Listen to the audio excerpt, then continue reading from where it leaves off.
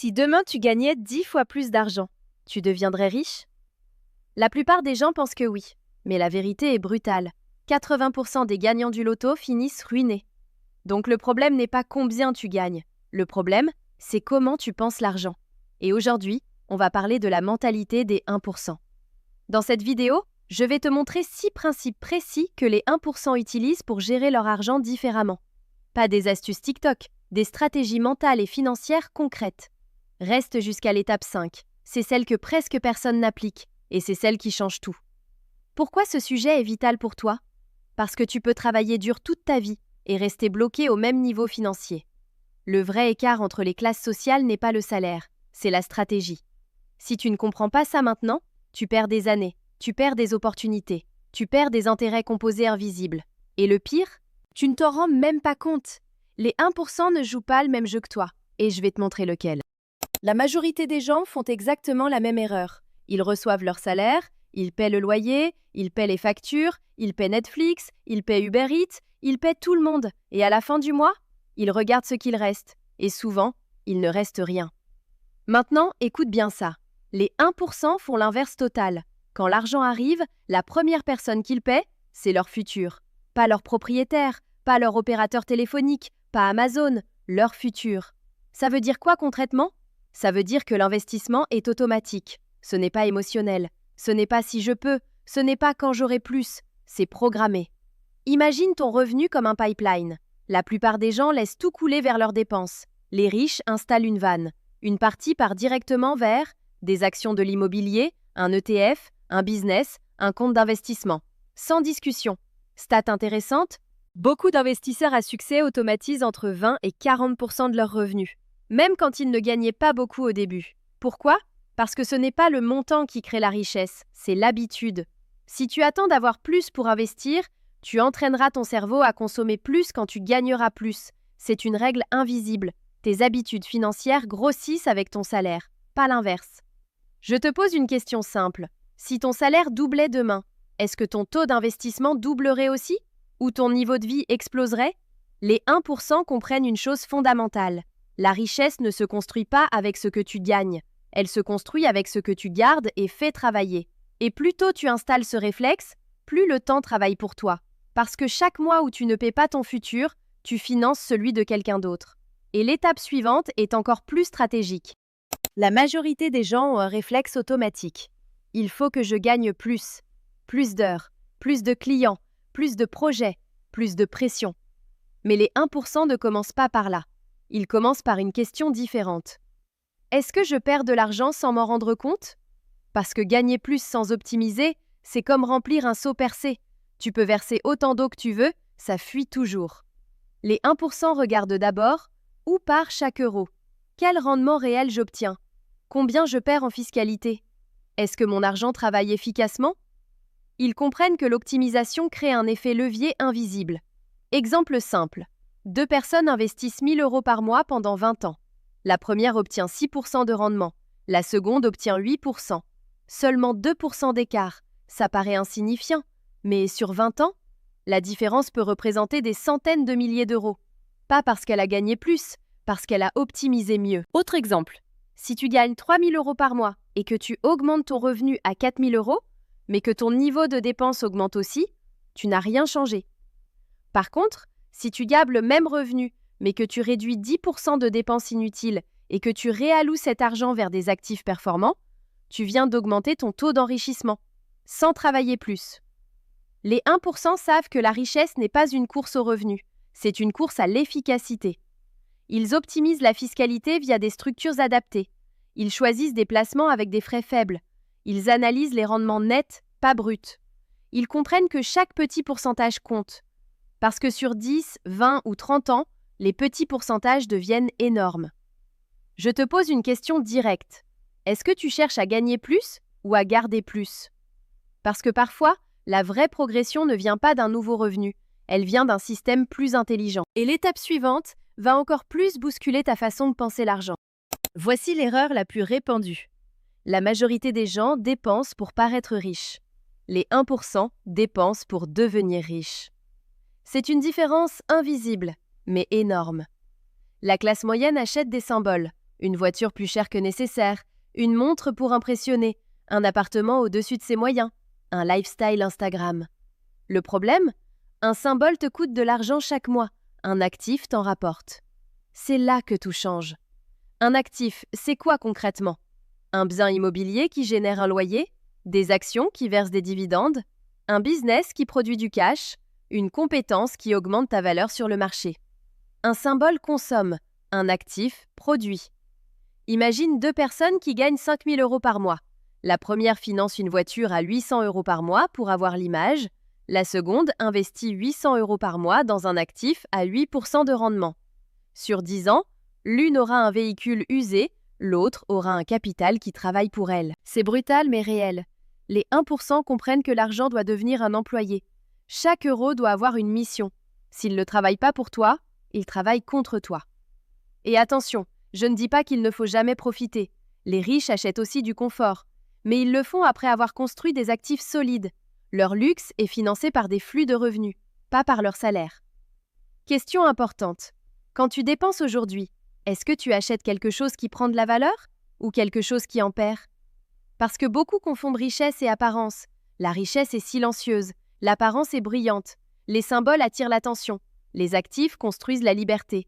Et c'est précisément là que la majorité se trompe. Mais l'étape suivante va te montrer pourquoi le temps est l'arme secrète des 1%. Si cette vidéo t'aide, abonne-toi.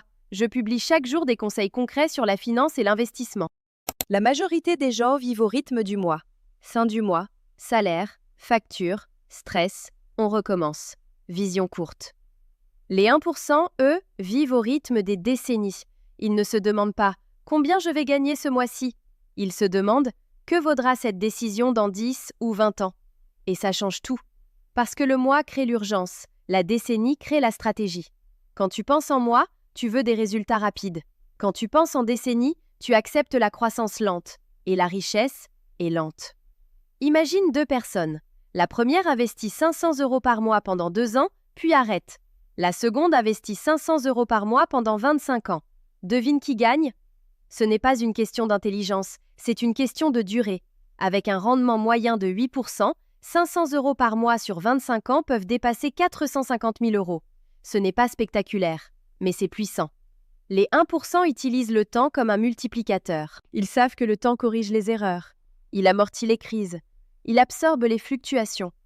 Pendant que la majorité panique quand le marché baisse 10%, les 1% pensent « Parfait, j'achète à prix réduit ». Parce qu'ils ne jouent pas la semaine, ils jouent 20 ans.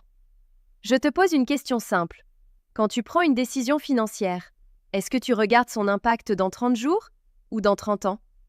La plupart veulent des gains rapides, mais les gains rapides créent souvent des pertes rapides. La vraie puissance est dans la constance. Les 1% comprennent que la patience n'est pas une faiblesse, c'est une arme. Chaque mois où tu restes discipliné renforce la machine. Chaque année où tu continues augmente la vitesse. Et après 10, 15, 20 ans, la différence devient gigantesque, invisible au début, énorme à la fin. Mais attention, penser long terme ne suffit pas. Encore faut-il protéger ce que tu construis. Et c'est exactement ce qu'on va voir maintenant. Voici l'erreur qui détruit le plus de patrimoine. La majorité cherche à gagner plus. Les 1% cherchent d'abord à ne pas perdre. Ça paraît simple, mais c'est radicalement différent. Un investisseur débutant pense « Comment je peux faire plus 20% ?» Un investisseur expérimenté pense « Comment je peux éviter moins 50% ?» Parce qu'ils connaissent une règle brutale. Si tu perds 50% de ton capital, tu dois faire 100% de rendement pour revenir au point de départ. Ce n'est pas linéaire, c'est mathématique. Les 1% comprennent que la priorité n'est pas la performance, c'est la survie. Avant de chercher le rendement, ils mettent en place une diversification intelligente, un fonds d'urgence solide, des assurances adaptées, une gestion du risque claire. Ils savent qu'un seul choc peut ruiner des années d'efforts, crise économique, problèmes de santé, marché qui chute brutalement. La majorité investit tout sur une seule opportunité qui va exploser. Les 1% répartissent. Pourquoi? Parce qu'ils ne veulent pas dépendre d'un seul scénario. Ils jouent à long terme. Et à long terme, le risque existe toujours. Imagine deux investisseurs. Le premier met tout sur un actif à fort potentiel. Le second répartit sur plusieurs classes d'actifs. Quand le marché chute de 30%, le premier panique, le second encaisse. Pourquoi? Parce que sa priorité n'était pas de gagner vite, mais de rester dans le jeu. Et rester dans le jeu, c'est ça le secret. Les 1% savent qu'il vaut mieux croître lentement et survivre que croître vite et disparaître. Je te pose une question directe. Si demain ton principal investissement chute de 40%, est-ce que tu dors tranquille? Ou est-ce que ta stratégie s'effondre? Parce que la vraie richesse n'est pas spectaculaire, elle est résiliente. Avant d'accélérer, il sécurise. Avant de multiplier, il stabilise. Et sans cette base, tout le reste est fragile. Mais il reste une dernière chose encore plus subtile, et c'est là que la discipline mentale entre en jeu. Voici la différence la plus invisible et la plus puissante. La majorité investit avec ses émotions. Les 1% investissent avec des règles. Quand le marché monte, la foule devient euphorique. Tout le monde parle d'opportunités. Tout le monde ne veut pas rater le train. Tout le monde achète. Quand le marché baisse, panique, vente précipitée, stress, décision impulsive. Les 1% observent, ils ne réagissent pas. Pourquoi? Parce qu'ils ont un plan écrit, un plan défini. Combien investir? Où investir? Quand rééquilibrer? À quel niveau vendre? À quel niveau renforcer? Ils ne décident pas sous pression, ils exécutent une stratégie. La majorité regarde le prix, les 1% regardent la valeur. La majorité regarde Twitter, les 1% regardent les données. Stat intéressante.